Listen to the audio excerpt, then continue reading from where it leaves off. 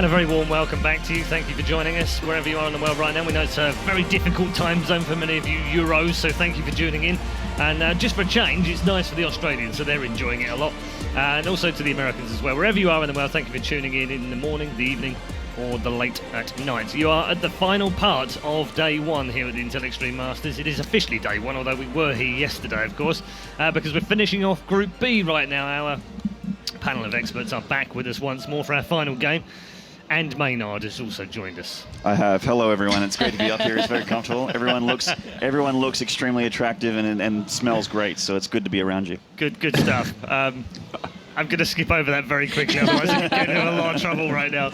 It is our last game of the day, and it's a great game to finish things off. You predicted this all the way. You've been absolutely 100% right all the way through, including the scores as well. Gets the badge of honour.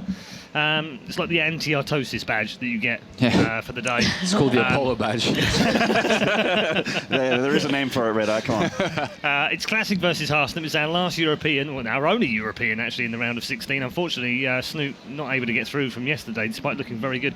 The man that actually knocked him out has very disappointingly gone through the group without winning a map either, so that's going to be even more frustrating for our Norwegian friend, isn't it? Yeah, definitely. He would have loved to have been in today's groups. I know he would have, especially the group full of Protoss. It's his favourite kind of thing to do. We've seen it many a time. Yep. Yeah, he would have had a lot of fun in there. But Harstem has a shot. Maynard, from what you've seen, and I know you had limited experience of a man other than selfies before you... So many selfies. He's really a fun guy to follow. That's Fanatic Harstem on the Twitter, by the way. He's definitely GM when it comes to selfies. No doubt about that whatsoever. Very highly ranked. And oddly enough, GM at the game as well, Paul. So he's been doing quite well. He had a very close, weird series against Rain. Yeah. And he wants to face Classic. Yes. He actually wants to face Classic. I can't imagine why you'd want to face Classic, but he wants to face Classic. So. Well, tell me why. Why would he want? Because he couldn't beat Rain. Well, that's one answer. The other answer is he wants to flex his muscles a little bit and show him that it's he can. If it doesn't matter if it's Rain, doesn't matter if it's Classic, he can. That he can play with the big boys, he basically. He can play with the big boys. Okay. He can take a punch and deal a 1 or 2 as well. I'm glad it was Susie that said that, not me. What do you make of this matchup, Susie? Well, like I said earlier, Classic, I really thought he was going to take Game 3 before with Rain, but again, he has a lot to prove, as does Harstem. By the way, I wanted to point out, you didn't thank any of the Asian viewers, by the way. Well, I didn't because they're here. I mean, Yeah, but you can still thank them. We're in there. Well, absolutely, and we do thank you for tuning in. It's just that I was thanking the others for tuning in outside of their normal time zones. That was all. Yes. Australians? Yeah, but it's better for them here, right? Anyway. Anyway. Lee, come on, back me up here, man. It's better for the Australians here than it ever is anywhere else. I would like to talk about Classic now. Susie would like to talk about Classic. That's it. Now you've got me into trouble. Yes. That's brilliant. Thanks very much. Okay, well, you know what? This is Classic's 4th international tournament, and as we know, he is a part of the Kespa team, and so he doesn't really get to come out a lot. He doesn't get to leave the country, and because of that, I know he really wants this. I know he so wants this. And as much as Harstem does, I'm definitely rooting for Classic on this one. Do you think the defeat to Rain is going to hurt him in any way, or does he brushes that aside and thinks, yeah, it could have gone either way, it was a bit of a coin flip? Brushes it aside, says it's either me or you first place, and it's probably going to be me or you second place as well, so you'll be looking at that. Okay. Any takers for Harstem here out of the three of you? I think we might find one man on the commentary desk that might support him. If it was one man, I would say it would be Sean. But no, it's not I was thinking of Todd on the commentary. Todd would like to see him win, and that might make him a bit more biased, and it does to me too, because I would like to see him win. Sure. But we have to be realistic. It's Classic. It's he's a great player. He's a pro league player. Plays in the toughest region against Harstem. It's always going to be an uphill battle for Harstem, no matter which way we look at it. Unfortunately for him, he showed off his proxy build. We can't see that again, so that's no instant win coming in this series at all. And he's kind of showed how he wants to play this series as well. In Game 1 and Game 3, he's displayed himself in Protoss versus Protoss, which Classic can pick up on. And usually, when you're looking at the underdog versus the better player, that sucks for the underdog. The better player, you can watch me play all day. I don't care. I'm going to win. Right. So that kind of hurts the odds here for Harstem. Okay. I'm also thinking maybe after that game, Rain might have gone over, talked to Classic, been like, hey, listen, this is what I think about Harstem. Harstem doesn't really have anyone to kind of, dish out about that. Yeah. So. And I think we all came to the same... Hold on, what are you saying here? Because he had a word with Todd before he went into the game. Is that not the same thing? Or? Well, Well, don't we have to get into the game or something? I think we probably do actually. That's brilliant timing. It's Yeah, almost dinner time. absolutely. All right, so no takers for Harstem on here. We're all going with classic. I think I'm gonna have to go with classic. Susie with classic. Yeah. Maynard. I'm going to say classic, but I want Harstem to win so bad. So badly. Head I and want heart Harstem. here. It's a head and heart clash for sure. Same for you, Sean. Yeah, the longer the game goes, the worse it's going to get for Harstem. We all came to that conclusion. Okay. Rain said that as Yes, we well. did. The classic will win in the late game. Okay, all right. That's it from the panel of experts. Win is only possible if it's done in the early stages, which would suggest we need a couple of cheese moments from the man from Holland, appropriately enough. Let's head over to the commentary desk to find out whether we have any European love from our European casters. Here's Kalaris and Todd. All right, final series of the day here as we get into things between Classic and Harstem to find out who is moving on in that final spot out of these two groups that we've had today. And Harstem's going to have a pretty difficult time, I would think. Classic looked good in that final series there against Rain, and that's top level PvP. The thing is, though, Harstem was watching that series, so he got to collect a lot of information as to how Classic likes to play, general traits, about how even small things, like he likes to build his base, he likes to go for War Prisms and Zealot drops here and there when he thinks he has a good economy enough to be able to do it. And he goes for big timings. Every time he maxes out, he's moving out, he's in there, he's attacking. And even though he played really well, I really feel like they both lost to the same guy with the same score. And Harstem was maybe even closer to beating Rain than Classic was. So, who knows? I'd be happy either way here with any of them advancing, but I really feel like Harstem he's not too big of an underdog here for me against Classic. No? Well, we'll find out in a little bit. I feel that Classic could have even won out on that last game against Rain. It was just the unfavorable engagement position that he took with Rain set up very, very well when he was pushing towards him. So anyway, we're going to be getting into our first game in this series. It's going to be Overgrowth for game number 1. Which is where it all started during Classic versus Rain as well. Remember those DTs? Or I guess that DT trying to go into the main that was blocked. So one thing to keep in mind here, the way Classic opened that game was 3 gates Blink, I think, then a Nexus, then a very late Robo. I guess Harstem's approach going into this match definitely should be very different to the one he had up against Rain, because up against Rain, not counting the proxy, of course, he was playing very risky against somebody who likes to play very aggressive. Now he's against somebody who likes to play very aggressive, who has a few proxies up his sleeve. Yeah. So gonna have to keep all of that in mind and play accordingly, I think, here for Harstem. That's gonna be very important. Yeah, I think so too. And I think it might be a bit of a difficult change-up for Harstem, considering how much he probably prepared for Rain. We saw that build come out on Secret Spring, which even if Secret Spring is here, Classic's probably going to check for and be well aware of the kind of things that can come along in that. So anyway, we're loading up into Overgrowth for game number 1 of this best of 3 series. Again, one of these players will advance on to join Rain, Hero, and Hyun in the round of 8, as we've already had those 3 advancing on. So without further ado, let's jump into game number 1 here between Harstem and Classic to find out who is moving on. Harstem, no doubt, singing One Direction there in his booth. So, spawning to the bottom left, it is Classic, representing SK Telecom. And geez. And spawning up to the top right-hand corner, it's our red Protoss. It is Harstem, representing Fnatic. What did I just tell you? Something. Proxies up his sleeve, man. Ah, yes. I thought you were Classic. referring to the songs before, and I was like, wait. No. Let's not talk about the music here, please. Okay. I don't. Even though you had a few funny jokes to make about that. Classic's favorite proxy is the one where he goes for a single gateway, and then gets 2 Zealots, gets some Stalkers behind it, gets gateways back at home, and just go into a 3 or 4 gate all-in behind it. If you can do some damage, if you can slow down your opponent's warp gate tech, you're going to be golden, you're going to be winning a lot of those games. And by the look of things, it's going to be that one proxy, man. This always gives me a flashback of when he used it against States, in States' first Pro League match on Key Station Station. Yes. Oh, God. I remember this now. That was painful. And it's actually a very hard build to counter because it's so hard to scout. Yeah. Nobody will ever check there. And Harstem, I'm not even sure what he has in the plans here in terms of scouting. Is he going to scout at all? How late is he going to scout?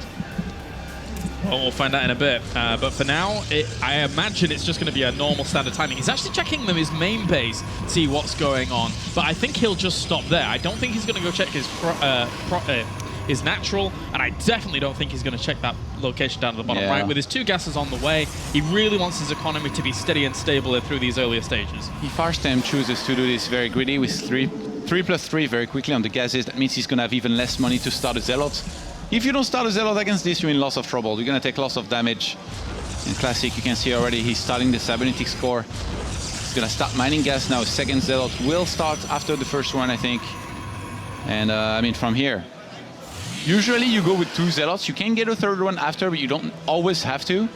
And you start getting Stalkers, you add additional gateways back at home, and you do an all-in as a follow-up if you're doing well. Like, if you're doing really bad, you don't have to, but if you're really bad, you're in a really bad position anyway. And that Zealot moved in as the probe had just bypassed that small location, so this is going to get a bit brutal, because as you say, he didn't start a Zealot, nothing like that was coming along. He wasn't expecting this to be the case, and this first Zealot's now going to start working away. Harstem needs to get Mothership Core plus a Zealot, but he starts a Stalker instead. Not sure how much I like this. I don't think I like it at all, actually. Well, these 2 Zealots are certainly going to cause a problem. 1 doesn't cause too much at all, but 2 really forces the probes to have to engage. Otherwise, this pylon is going to end up taking quite a bit of damage. And they have backed it off for a little bit. It didn't lose actually that many probes, only 1 during that, which was nice. I guess Harstem being able to mine as much as he is, he's going to get more Stalkers now, but there is already 1 Stalker here for Classic, and with the help of those 2 Zealots, oh, he's kiting so nicely against the Mothership Core. The Mothership Core will never shoot that Stalker if Classic does this well. Yeah. He should just trade the Zealots for probes here, but I guess if he loses them not killing enough, then Harstem will defend with probes plus the Stalkers that he will have, and then you can't follow this up with an all-in here if you're Classic. Trying to block there with his Stalker for a second to try and do some extra damage to it with the Zealots. Classic actually going for the double gas back at home. I'm starting to wonder whether he will follow this up with an all-in or not. With the second Stalker there, he's actually doing a little bit more damage to that Mothership Core. It went very, very low. That Zealot is still zoning out the extra Stalkers of Harstem's to make sure that he can get a little bit of damage done. And 5 probes have gone down. It's 23 workers to 18 right now. Third Stalker will be out earlier here for Harstem. Well, I guess about the same time. Behind this, a 4th one has started for Classic, but not for Harstem. He's getting a Sentry instead. I think Legend pointed out something very, very important there, which is how far Warp Gate is ahead for Classic compared to Harstem. This is what usually happens with this build too. Yeah, because you're just forced to spend all your gas elsewhere with the Stalker, with the Mothership Core on the way as quickly as you need them to be, and then from that point on, you are delayed. So this is going to get a little bit sketchy. He already has the forward pylon to be able to warp in units because it's powering the gateway, so constant pressure here from Classic so far. Harstem lets 2 or 3 of the Stalkers go up the ramp and force fields. Okay, he's just gonna let 1. And behind this, he doesn't have warp gates or a Sentry coming out anytime soon. So Classic, I'm pretty sure he's gonna warp in 3 Stalkers here. Oh no, he goes for a lockdown. He warps 2 Sentries. And goes for the Nexus behind this very, very quickly. So how does the Twilight Council here stack up against what we're seeing so far from Classic? Whatever he chooses to go with it, which is going to be the Blink here, should finish pretty late. And if you look at Classic, I mean, he's already getting a Robo, so there is very little chance this will be successful ever here out of Harstem, unless maybe, you know, he made the 4th gateway now.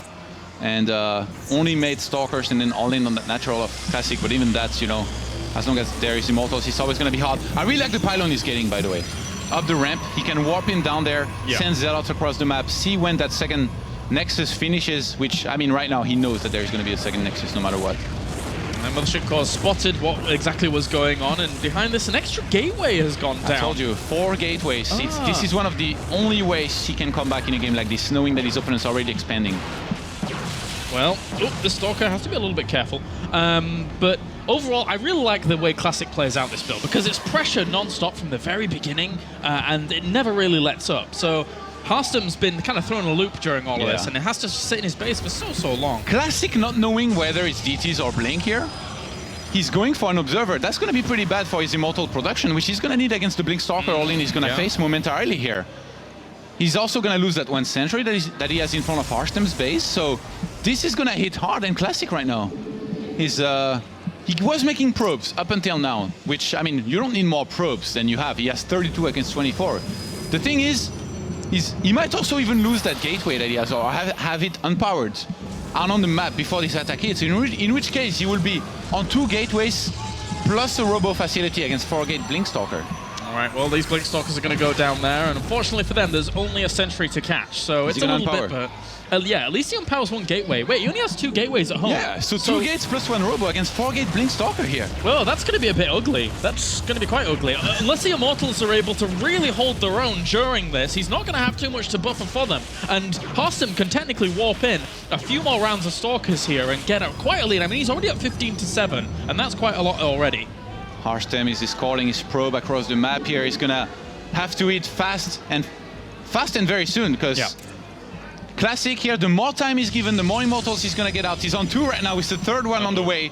And I really don't feel like there is a critical mass out of Harstem here that he's going to be able to win that fight comfortably. Oh, those 2 Immortals are really catching this army very, very hard. There's some force fields to try and catch some of these units, but in the end, doesn't really do a whole lot. Small blink forwards to attempt to snipe at that Stalker, but it didn't even get that. Double photon of a charge is ready, by the way. This is going to be so hard for Harstem to make this work here, but he does have a few Zealots to tank at the front. Blink forwards, that was a bit bold, really, to be able to do much. A 3rd Immortal is actually going to be able to already squeak out here. It is being zoned out quite nicely by some of the force fields, but that blink forwards was so ambitious there for Harstem. Yeah, it was important to go for it too, though, because double photon of a charge, there is no way he would have been able to Blinkstalker only for long enough to win this. So he's getting sentries. If he gets some Zealots and trap those Immortals here, this might be an overextension by Classic. One of them pushed forwards really nicely by one of the force fields. If he can get that one last Immortal at the back, he might be able to break through. 2nd Immortal enters the fray, though, to help out with these Stalkers. He's warping his Zealots now. Classic might have overextended. He the really photon needs of a some charge extra. is going to end soon. Yeah. And Harstem, if he warps in only Stalkers from here, he might be able to close out this game. Why did he go out of the photon overcharge range overall? That's going to hurt he wasn't thinking so much. straight.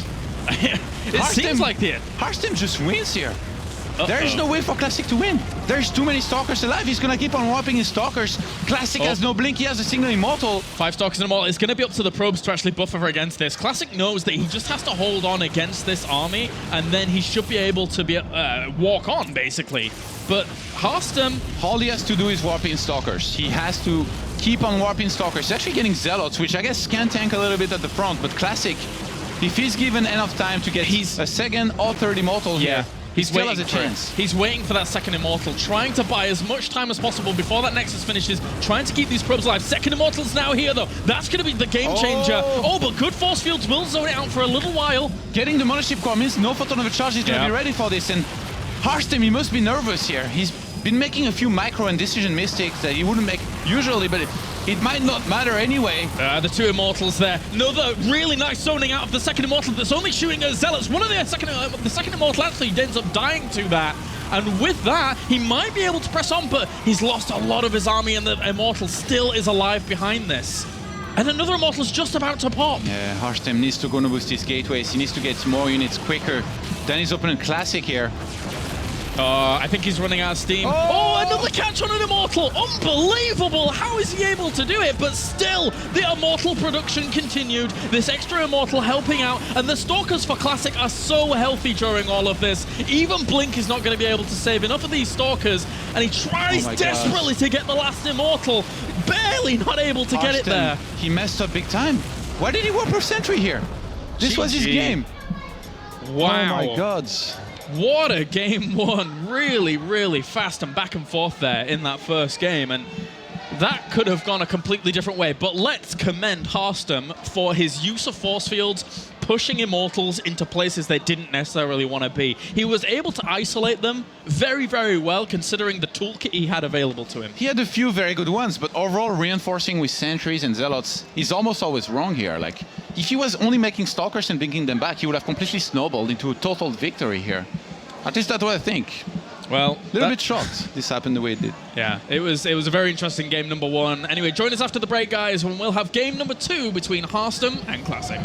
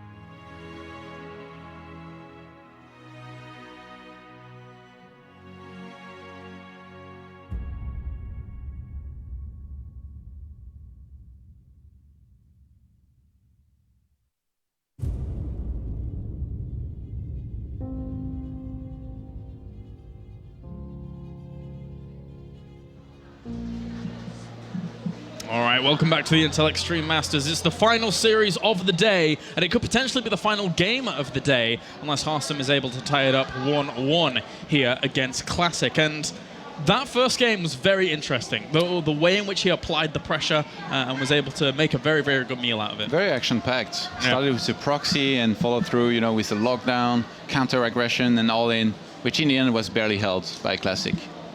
All right, well, we're getting into game number 2 now. It's going to be Deadwing for our map. So we can jump into our second game of this series to find out if Harstem's going to be able to tie it up. But Classic, even with all the pressure against him there at the very end, was still able to muster up a lot of strength, a lot of immortals, and then plow on through. Up to the top left, it is our blue Protoss. It's Classic, representing SK Telecom. And down to the bottom right-hand corner, it's our red Protoss. It is Harstem. It's his year. You always need to include that in the introduction. I never need to include this in the introduction. Why? It's been his year, 3 years on the trot. That's and it's the still, point. That definitely wasn't the point when he set out to do it. He already knew he would be a legend, and every year will be his year. Okay. You should actually change hashtag year of Harstem to hashtag Harstem's world. I think it's the year of the Save us some sheep time. right now, isn't it? Here. So, are there any correlations here between this? I don't think so, Kailaris. Okay, it should be a gateway 13 by both players, but Harstem got his 13th probe started a little bit later. Already a little bit of I guess, deficit, or is it a little bit late? With the probes needs to focus a little bit more. Do that, man. You gotta do those mineral tricks right, okay? Yep. Okay. Well. Anyway, so throwing down the extra gas geysers, as both will be taking 2-2. It is cross positions, and it will take a little longer here to really see how this game is going to go, because neither player really is set up for the idea of a proxy Stargate as fast as they would like it on that 11 gateway. By the look of things, Classic is going to be the only one scouting early on in this game, and Harstem, with the way the previous game went, he knows that Classic may be in a cheesy mood maybe here a little bit, so he definitely needs to be careful later on that doesn't get surprised again by anything that Classic could throw at him. Some of this got a little bit quicker for Classic during all of this. Yeah, not by too much. Classic's actually not scouting extra location. He's actually proxying down to the bottom left-hand corner. His probe was moving in a very, very odd direction. I was like, wait a minute. I wonder what this is, though. I'm feeling Stargate a little bit more, especially since he has so much gas. Yeah. But the Twilight Council line on the map, be it for Blink or DTs, usually for DTs would be good as well. But yeah, I'm pretty sure it's going to be a Stargate here. Or no, he started Mothership Core, so he doesn't have gas now for a Stargate. So I guess Twilight. Yeah, it's going to take a while. There we go. Twilight is an option. So I guess he proxies a Dark Shrine as well. Usually when you're at proxy, or when you want to go for hidden Dark Shrine, it's not necessarily that good to get the Twilight Council on the map as well, because then it's so obvious. Yep. Your opponent scouts your main with Mothership Core or Hallucination, sees absolutely nothing, realizes something is up, gets paranoid, and then counters your Dark Shrine. But in this case, is Harstem really going to be able to scout? Well, that's the cool thing about what Classic's time? doing with his Mothership Core. He's moving out to such an area where it could have denied a probe had he seen it moving in. But he hasn't so far, and as such, he would have denied any kind of scout. Yeah. So, But by the look of things, Harstem does not want to send his Mothership Core across the map, so he's going to rely entirely on the Stargate unit here for him to be able to scout what's up. But I don't know. I feel like for Classic, by the way, it might be a DT expands, because he's only on 2 gateways, no Robo just yet as well. So being on 16 mineral probes here, I wouldn't be surprised if he starts the Nexus very soon. He's already proxying his pylon. yeah, and the Nexus is going to go down here for Harstem. I'm really afraid that this Oracle is across the map when the DTs walk in. Yeah, exactly. It's going to time. It's going to time out really, really difficultly here for Harstem, unless he goes for a second Oracle. But that remains to be seen. Harstem might be caught with his pants down here. At least he got Robo. If he sees that pylon, though, close to his base, this is a massive tell. A 6-minute pylons, more often than not, means DTs. If he has the Oracle back at home, then I like Harstem's position better, because he defends, he has the Robo behind this, and he has the much earlier Nexus. Oh, he hasn't seen the pylon. He did not see that. Yeah, didn't see it with the Oracle that flew in that direction over towards his opponent's base. He hasn't walled off the ramp with his units. Those DTs, they're going to get up there surely. This is going to cause a lot of problems. A lot of problems. I mean, he's going to deny a lot of mining time. I don't think there's potential of really being able to shut down a ton of buildings. How well are these Oh, a pylons? sentry is being whopped in. Oh, It's going to be too late. Oh. The robo's about to finish, but I mean, the Oracle has to fly back home. This could prevent some mining time. If he got that pylon, it would underpower both of those buildings. He should actually go for the probes here. Because yeah. it doesn't matter if he snipes the robo. There is an Oracle anyway coming back to defend, which he should know about. So going for the robo, that means he's not going to get any probes, or not that many. Well, nice force field to lock them out there. And also, a great block by Harstem up to the north. Definitely easier. Yeah. Slow detection. Gonna get the DTs here. Only one probe, I think, died. I think so. That was a really nice defense considering the position that he was in. Getting a Void Ray behind this, though, that's a little bit weird. Maybe he's scared about some kind of Blink Stalker all-in follow-up, but he did see the Nexus. No, he didn't see the Nexus with his probe across the map. Okay, now he's gonna see it. Okay. Oh, and he cancels the Void Ray immediately and starts another Oracle. I love the way Harstem's playing this. At least he was able, with the Dark Templars, to draw the Oracle back, which denied any probes dying on his side of the map, but still, I mean, what do we have? We have 27 workers against 29. That Nexus was up way quicker for Harstem. And the Robo facility is now on the way once again. Classic is going for the Forge, so he wants to get those upgrades going as quickly as he can, which is always a nice little lead that you can gain in PvP if you're really, really proactive about it. I think if Harstem somehow realized that there is a Twilight Council and Dark Shrine on the map and killed them, he will be so far ahead in this game. But I mean, he's just a few walkers ahead right now. I think you might find it on that left-hand side with what's scouting down to the bottom left. He might be looking for it, or he might just be looking to go around. I think he was looking for it, but it was just off. He didn't. The thing is, he didn't scout the main of Classic. Harstem, he hasn't seen much this game, so he doesn't know whether there is a Twilight in the main. So it's not a massive tell of whether or not there might be something proxied on the map. Oh, he left. Yeah, he left with both of his oracles and didn't have any detection left over, so I had to come back with another one of them. With 2 oracles on the map, I can't believe that Classic somehow the game sense to try and send a DT in, and this guy actually got in and got a few kills. Well, there's an oracle lurking on the edge of this base now. As at least Harstem also had his Forge on the way and started +1 Blink is finished. Closely. Blink is finished there for Classic, so that's never going to do anything here. That Oracle should definitely just look to send that home. Maybe use Revelation on the entire main base and get out. Very, very close in terms of workers as well. Just a few kills here for Classic with those Dark Templars. The Oracle is still lurking up to the north between these two bases. No kills just yet. I wonder what both players here are going to go into, having opened, you know, Classic with the Blink, and Harstem having gone for the Stargates. Robo Bay so far for Harstem. I think it would make a lot of sense for Classic to go for Robo Bay as well. And then usually on this map, often not, you just go for a 3rd base and then go into a longer game. It's very rarely will you see like a 2 base. It has very low chance of success against the very good players that will see it coming. Well, at least Classic did send a Hallucinating Phoenix forwards to see the tech choice of his opponent, which does give him technically options.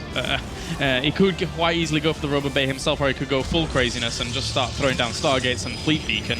But it's going to be the Robo Bay as the option. And Harstem is already adding on the Twilight Council. He's going to line up very well with +1 finishes from the Forge. So he's going to start +2 very, very quickly behind this. Actually, both players might be. They finish +1 at about the same time. So very equal game still. It's just that Harstem is a little bit ahead in supply right now. Even though the Walker count is dead even, a little bit more army supply here for Harstem, which is always nice. That means he's going to have a little bit more initiative to maybe move out, scare Classic, making... basically making stop pro production. What's happening here? It's going to take a while. An Oracle snipe a Dark Shrine, but somehow there might be a first worldwide experience here. I think does it run out of energy before it dies? It should, I think it does. But then energy is going to recharge Skylar, and he's going to finish the second Oracle's coming to do the job. I guess it's so funny because it's actually the right move. Yeah, he has no harassing capability with his Oracle, so he's like, you know what? I'm just gonna kill your Dark Shrine. And then when the Dark Shrine is dead, what can't you make? Dark Templar, so then I can send some Zealots and finish this. Or let the full energy Oracle finish the Twilight, but that's going to take a while. Yeah, and then you have to replenish the Twilight Council if you want some... Oh, at least he started his Templar Archives before the Twilight Council died. That's a really good choice here for Classic. He remakes the Twilight Council as well anyway, because he needs to get forged momentarily. You don't want to delay that too much. Yeah. Oh man, this Oracle. What a courageous 9-to-5 working man. That's even more 9-to-5... Wasn't it just the Phoenix? I guess it is doing quite a lot of work over here, so... Just the Stargate units, man, they are doing work. Okay, all right. We've seen a lot of Stargates in those PvPs, and we pretty have. well too. Classic for me is one of the guys that actually... when he was back doing really, really well in GSL, was one guy that did super well with Stargate, with Phoenix. His Phoenix control was very good, his Oracle control was very good, but we haven't seen huge amounts from Classic, actually. It's been a lot of Harstem, a lot of Rain. Everybody had those, Stargate period where you use only that. Even Zest. The Wildliers. Zest coming up. He was so much about the Stargates. Yeah. Really. He was using so many of them. It's like when they had long hair, just let it go. That's Hero. what the Stargate hit period is. CJ Hero might be the only one who's never really had, like, a Stargate period where he played it a lot. He's always been about those Blink Stalkers, man. He's a rebel. Yeah. Well, on the other side of things, Harstem is just grabbing himself that +2 weapons, catching up here with Classic just a little bit. Classic's thinking about starting at the 4th base, by the way. Why is there a pylon in the middle of the map here for Harstem? This is the weirdest pylon I've ever seen. Yeah, that is kind of strange. Like, literally in the middle of the map. It's like, yo, am I attacking or am I defending? Like, he doesn't even know, probably. Second robo. Oh, Classic made second robo and then cancelled it. Okay. What did he see to cancel it? I don't know. Nothing, I think. Oh. Well. He just changed his mind out of nowhere. Oh, Stargate. And then probably Fleet Beacon following up after. On this map, if you can get Tempest out, it's so much easier to defend than on other maps because of, that setup, that dead space between the 3rd and 4th base that you can fly above and snipe Colossus from afar. But with Tempest, the trick of attacking is very, very hard, to attack in general. We saw Rain earlier just move out and get completely crushed by Classic when he moved out and had to fight in the middle of the map. So attacking with Tempest, very, very difficult. Yeah, definitely. I mean, you were mentioning, of course, it takes 5 to one-shot a Colossus. But I almost feel as if you just need more because you're going to probably lose 1 or 2 initially in an engagement, and then you're... That's a very pessimistic way to look at it. Unless you've got a really good high ground spot where your opponent can't get to from the low ground. That's what you should aim for no matter what. Yeah, but where are you going to do that in the middle of this map? It's quite difficult. Yeah, so you don't attack. Okay, then. Okay, don't attack. Ever. That's the truth, though. I remember so many games where I was quite far ahead. I had so many Tempests against a lot of Colossus. I thought I would win. I moved out and I lost just because you can't engage 8 on the middle of the map. I get What's you. so funny? No, it's just a funny notion, but I get you. It makes a lot of sense. As for now, that Fleet Beacon's about to finish up with another Stargate, actually. Classic is going to raise Harstem's pylon in the middle of the map with his own pylon in the middle of the map. Why the hell not? Why is... All right. They can see you when they're moving out. Great. I don't know. Whatever. Warp prisms past warp prisms. 2 passing ships in the night. Thanks, Tasteless. Well. And +3 weapons is about to finish for both of them. At the same time, too. Yeah. And with the Fleet Beacon being added on here for Harstem, it's all going to be about mixing in End of Tempest. Are they going to clash in the middle of the map? What's happening? I hope so. They're both moving out. They are both playing defend the pylon. They are. They don't want their pylon to die in the middle of the map. And both harassing each other with the Warp Prism. This is an absolute mirror. Yeah, there's the Warp Prism harassment here, Warp Prism harassment in the natural expansion of Classic as well. And but Harstem has already lost some workers, and the hold is going down for Classic. The Harstem has the much earlier 4th base saturated, and this is actually not going to play in his favor because probes are going to start dying left and right against these Colossi. That's also a pessimistic way to look at it, but yeah, you're right. It's very, very difficult. It's a realistic way to look at it. It was using probes. I mean, okay.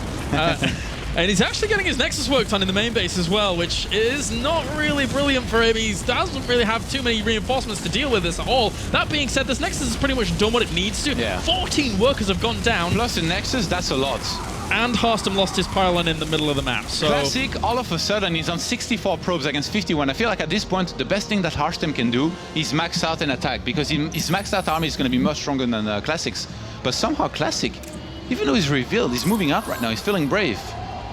All right, he's going to have 6 Tempests in a minute as well. Oh, So the he's going to Oracle? have those buffer Tempests. Finally gets killed, and that's a very important Oracle. You need that one to reveal your opponent's army when you move in for the Tempest to do damage. Harstem, rather than completely skip on that Nexus being remade in the main since there is not many minerals there, he remakes it, and that means he's most likely gonna be playing it pretty passive, which I think may be a mistake. Jeez, Classic going for another Stargate, so he can really start ramping up even more production, even though he's got 2, 1 exactly over Harstem. You said you like Phoenix versus Phoenix. How do you like Tempest versus Tempest? It's okay. Actually, it's Just really okay? slow. It's really, really slow. It's beautiful though. This actually, in general, has been quite a slow PvP compared to the other ones that we've had all day long. Neither player really wants to give ground, especially Harstem, considering that he is really up against it here. He almost lost that Nexus. Actually, the Tempest and the army could just fly forwards and probably pick that off and then run back. You know what Classic has done beautifully in this game? He suicided his Zealots and did damage with them and got rid of them. Whereas Harstem, he has 18 Zealots in his dead ball right now. That's way too much. They're not going to do anything. They're going to get in there, they're going to get tanked by the Archons and die from the Colossus. He can pick off the space. It's very, very low, and he can just continue to harass it as well. The Revelation on this army, though, does allow him to be able to shoot back at it. Oh, he needs to waste his Zealots, man. They're not doing anything for him. He cannot engage even. Like, he looks at Classic's army right now, and Harstem's thinking, I cannot engage. Actually, if you think about it, Classic has quite a few Stalkers. Is this Mothership like a do-or-die thing for Harstem here? He's down to 3 base. He's going up against 5. This is him saying, I need a huge, massive, strong army, I think. This is actually really sick. Like, this could do a lot, but there are a lot of Tempest out for Classic. It's Mothership's going to die so fast. 11 Tempest to 4. Well, the thing is, you're supposed to keep the Mothership away from the Tempest range to cloak your army. And you're gonna play with the cloak to basically try and win a fight that you wouldn't otherwise win without the cloak. But I mean, he's even got some probes with his army right now. Harstem completely messing up because of all that happened. Revelation. Oh, didn't get Revelation it before the Tempests were able to gun it down, and Classic is moving into a position of power here as he walks forwards. Time Warp actually does catch a few of those Archons. It's going to force the engagement. As Harstem is losing a lot here. The Mothership ends up falling, and Classic, with a huge, huge force of Tempest, is going to be able to bring down the majority of the Tempest and then the Colossi, and there's not going to be much left here for Harstem to be able to deal with for that. I mean, the Stalkers on the ground, how many of them are left to be able to bring down these Tempests? Not much. Harstem is winning the ground fight, so if he had been able to completely crush this Tempest behind this, he would be in a great position, but by the look of things, he's just barely gonna hold. He lost his entire Colossus count in Classic. He's reinforcing with Charge Lord to help against the Stalkers now. Yeah, it's just too much. GG, well played, and Classic is able to take the 2-0 victory over Harstem here in our final match of the day. Very nicely played here by Classic. You know, that Tempest transition, he went for it himself now, and the harassment was just so good. He used his Zealots that were going to be useless later on in a big death ball versus death ball situation. He used them to do way more damage probably than even thought was going to be possible. Like, you're not supposed to snipe at Nexus, so many probes. I think it was like 14 that he killed in this kind of situation. Maybe if Harstem had like both split better against the Warp Prism in the main and had maybe a defensive Dark Shrine, which surely he could afford, he would have done a lot better against this and, you know, stayed stabilized, and then we would have had the Tempest versus Tempest wars where nobody ever attacks because if you attack, you lose. Yeah. So sadly for him, that didn't go this way, and he's going to go out of the tournament. Yeah, scary for Harstem to go up against someone who has transitioned so actively onto Tempest as Classic did there.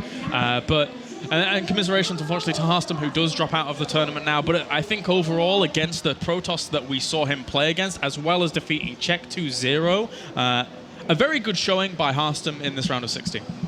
Definitely his year. Not his year. I'm sorry, man.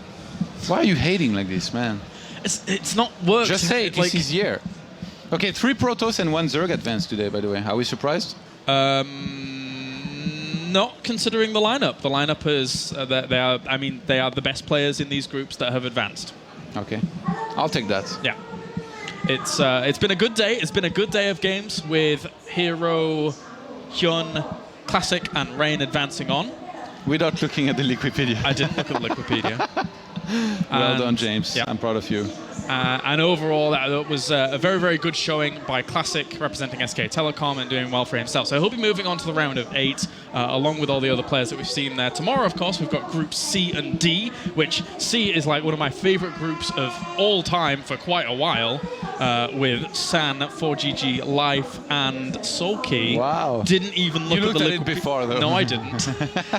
That's why it's one of my favorite groups of all time, because I can remember it so clearly. All right, so we can go over to the analysis desk with our winner moving on to the round of 8. It's Classic.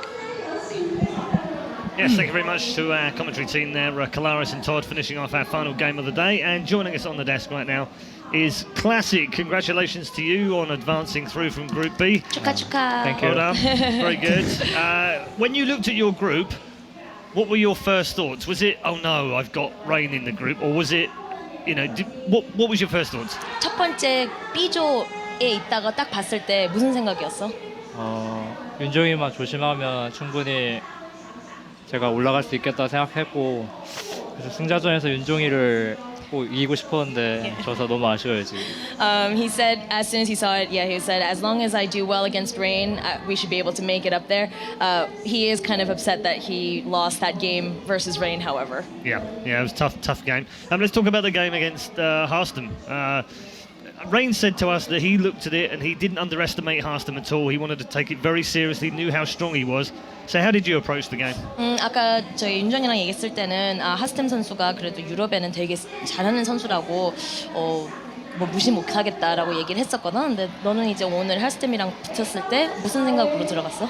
사실 제가 그 외국 선수분 좀 정보가 없어서 좀 쉽게 보고 왔는데 아까 윤종이랑 하는 거 보고 정말 잘한다고 생각했어요. 아까 윤종이도 정말 힘들게 이겼는데 그래서 그거 보면서 되게 잘한다고 생각했고 최종전 좀 쉽지 않을 거라고 생각했어요.